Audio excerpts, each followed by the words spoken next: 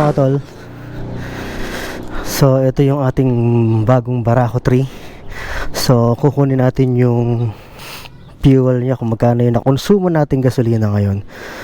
Ang total odometer natin ngayon is 482 kilometers. So bali pangalawang gas ko na to. Kinuha ko yung odometer nun, ipapakita ko sa inyo mamaya. So start na natin. Ayun, one click lang po. So 482, iikot ko lang siya ng konti, tapos magpapagas tayo. Okay, so let's go. So ito nga pala yung sinasabi nila na kadyot. Ito namang kadyot na to, sa pag bagong bukas lang yung motor natin o malamig yung makina. So pakita ko sa inyo ha. So ayan, ayun, pero manageable naman siya.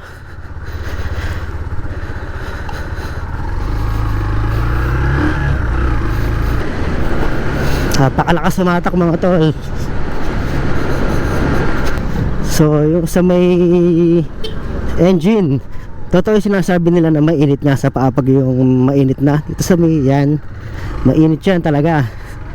And then yung kadyot naman, sinasabi nila, siguro sa iba malakas yung kadyot, pero itong sa akin naman, kaya ko namang i-manage kung matagal na kayong gumagamit ng may clutch na motor.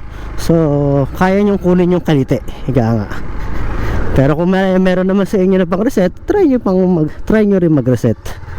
So sa amin kasi dito, wala naman nagre-reset. Okay lang din naman, kahit lang reset. Kaya ko namang i-drive, wala ng problema. So yan, so ikot lang tayo ng konti, and then nagpapagas na.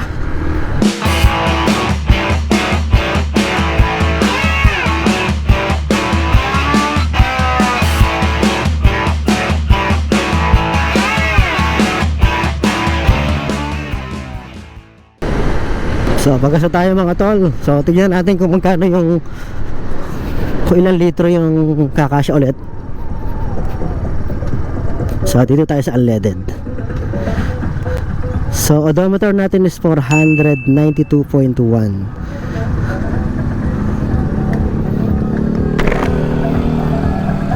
Ate, unleaded pa full tank? Unleaded full tank. Pang kolong po.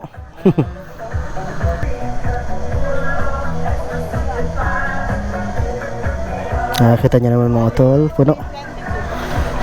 So 5.30, 321 pesos. So mga tol, pag magpapa-full tank nga pala kayo, huwag yung masyadong punong-puno, kasi nga ay tatapon o mag-overflow na. So sayang lang din. So mas maganda hanggang doon lang sa may baseline niya na yan. So yung kanina. So ayan, full tank na naman tayo.